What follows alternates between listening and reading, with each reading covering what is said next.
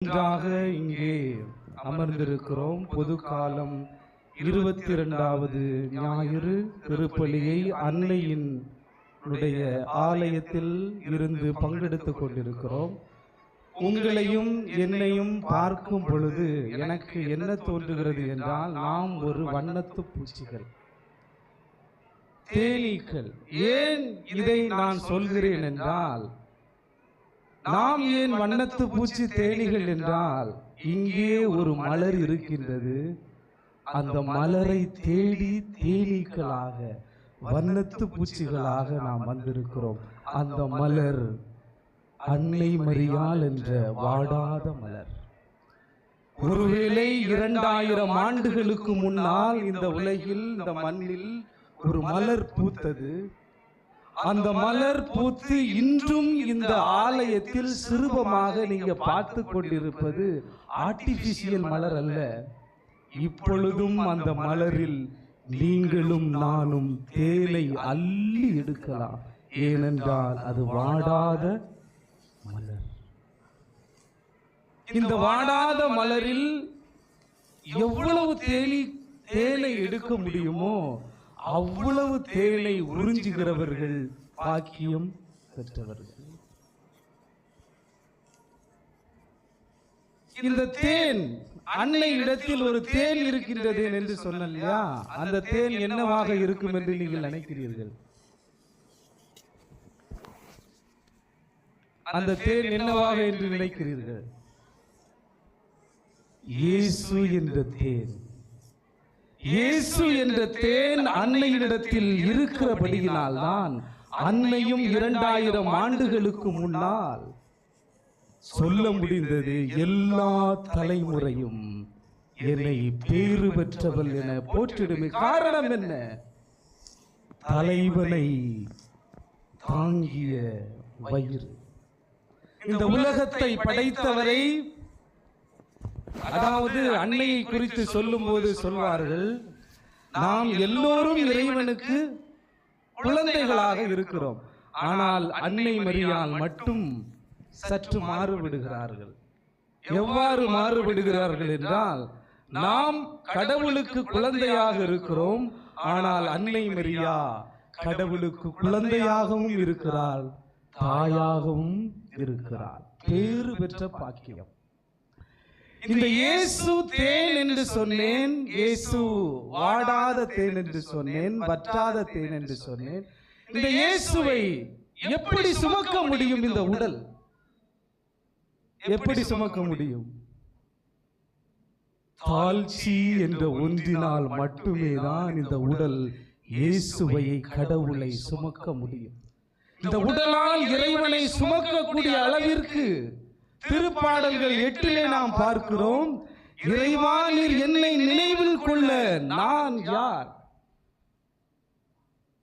வானத்து கோள்களை பார்க்கும் பொழுது, படைப்பெல்லாம் பார்க்கும் பொழுது, விந்தையான நீர் எப்படி இந்த உடல் கடவுளை தாங்க முடியும், ஏற்றுக்கொள்ள முடியும்?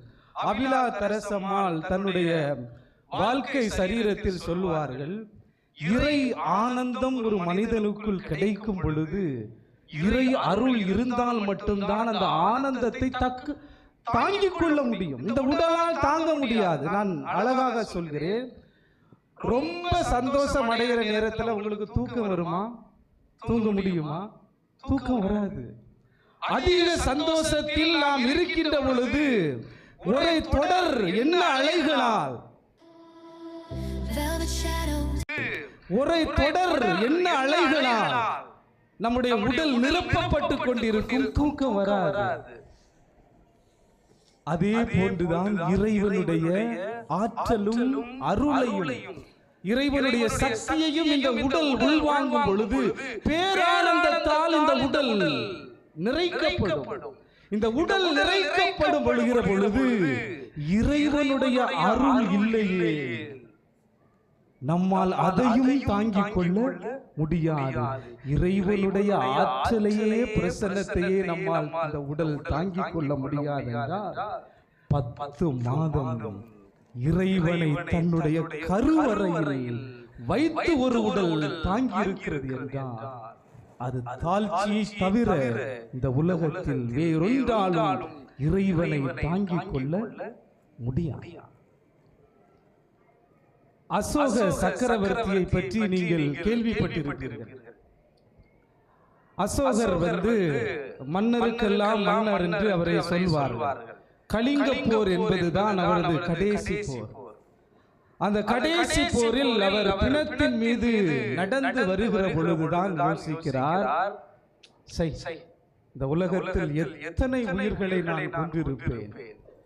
அதன் பிறகு அவருடைய மனம் ஒரு சில போதனைகளால் ஈர்க்கப்படுகிறது. அந்த போதனைக்கு பிறகு கொஞ்சம் யோசிக்கிறார். எல்லா உயிர்களும் சமம் என்று யோசித்த பிறகு அவர் ஒரு முறிவடை சந்திக்கிறார். மன்னர் மந்திரி நடந்து போகிறார்கள். முனிவரின் காலில் அவர் விழுகிறார். ஒரு மன்னர். அப்பொழுது மந்திரி கேட்கிறாங்க, மன்னரே, முனிவர் காலில் நீங்கள் விழுவது சரிதானா? நீங்கள் மன்னர் அல்லவா? அப்போ அசோகர் அவருக்கு புரிய வைப்பதற்காக சொன்னார், நீ போய் 3 தலைகளை எனக்கு கொண்டு வா. என்ன தலைனா? ஒரு தலை ஆட்டுத்தலை, ஒரு தலை புலித்தலை, ஒரு தலை ஒரு மனிதனுடைய தலை எல்லையாது இருந்தா எடுத்துட்டு வான்னு சொல்றார். எடுத்துட்டு வந்து என்ன சொல்றாருன்னா, நீ நாளைக்கு சந்தையில போய் இந்த 3 தலைகளையும் வித்துட்டு வா அப்படின்னு சொல்லும் போது மந்திரி 3 தலைகளையும் கொண்டு போறாங்க. ஆட்டு தலை முதல்ல வாங்குறாங்க. எதுக்கு? குழம்பு வைக்கலாம். புலித்தலையையும் வாங்குறாங்க. என்ன செய்யலாம்? வீட்டுல மாட்டி வைக்கலாம். மனித தலைய என்ன செய்கிறது? யாரும் வாங்கவில்லை. மன்னரிடம் என்று சொல்கிறார். சரி, ஓகே, என்ன யாரும் வாங்கலையா? சரி, நீ ஃப்ரீயாவே கொடுத்துரு அப்படின்னு சொல்லும் பொழுது மறுநாள் ஃப்ரீயாவும் வாங்குற யாரும். இதுதான் நம்மளுடைய மதிப்பு. எவ்வளவு ஆணவம் அதற்குள், எவ்வளவு அகங்காரம் அதற்குள் நுழைந்திருக்கிறது என்றால் காரணம் என்ன தெரியுமா?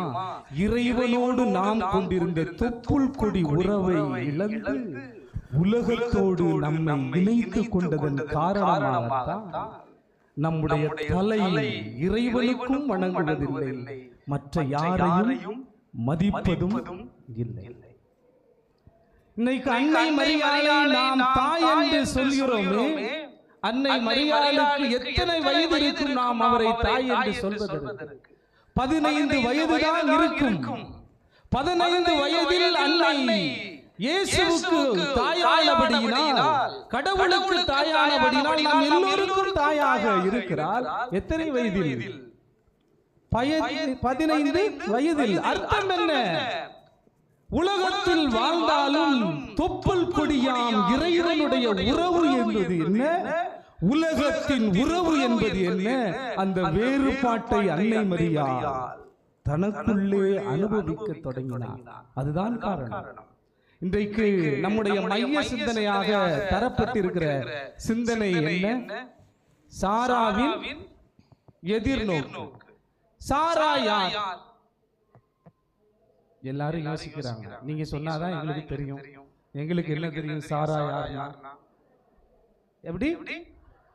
ஆபிரகாமின் மனைவி. ஓகே. சாராவினுடைய எதிர்நோக்கு. ஆபிரகாமும் சாராவும் ஒரு தேசத்தில் வாழ்கிறார்கள். ஆபிரகாமை கடவுள் அழைக்கிறார். அழைக்கிறவர் என்ன சொல்றாரு? உன் மலிநலவரையும் எல்லாத்தையும் விட்டுட்டு நான் காண்பிக்கிற தேசத்துக்கு நீ போ. ஆபிரகாமுக்கும் சாராவுக்கும் என்னதில்லை? குழந்தை இல்லை. குழந்தை இல்லைன்னா ஆண்டவனு சும்மா விட்டுருக்கணும், தருவம்னு சொல்லிட்டார். இங்கதான் பிரச்சனை ஆரம்பிக்குது. டாக்டர்கிட்ட நம்ம போய் நிறைய நாட்கள் குழந்தை இல்லை என்று சொல்லும் பொழுது டாக்டர், ஃபேமஸ் டாக்டர், உங்க குழந்தை வந்துரும் சொன்னா எப்படி இருக்கும்? சந்தோஷமா இருக்கும் இல்லையா? கண்டிப்பா நம்ம என்ன நினைப்போம்?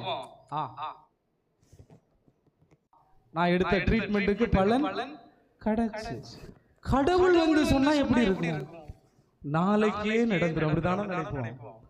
கடவுள் வந்து சொன்னதினால் நம்முடைய எதிர்நோக்கு எல்லாம் எப்படி இருக்கும்? கடவுள் சொல்லிட்டதுனால நாளைக்கே நடந்துரும். ஆனால் அப்படி நடக்கவில்லை. எத்தனை காலங்கள் என்றால் 20 ஆண்டுகளுக்கும் மேலானது. இந்த 20 ஆண்டுகளுக்குள் கடவுளை சாரா எப்படி பார்த்திருப்பார்? சக மனிதர்கள் சாராவை எவ்வளவு ஏளனமாக நோக்கி இருக்கக்கூடும். சென்ற இடமெல்லாம் நெஞ்சு குத்தப்பட்டு பார்க்கின்ற பார்வையிலேயே தன்னையே ஒரு தாழ்ந்த பிறவியாக நினைத்திருக்கவும் கூடும். நாமாம் இருந்தால் அப்படித்தான் நினைப்போம். ஒருவேளை நான் தாழ்ந்த பிறவிதானோ, எனக்கு இந்த பாக்கியம் இல்லையே. ஆனாலும் சாராவினுடைய எதிர்நோக்கில் இருந்தது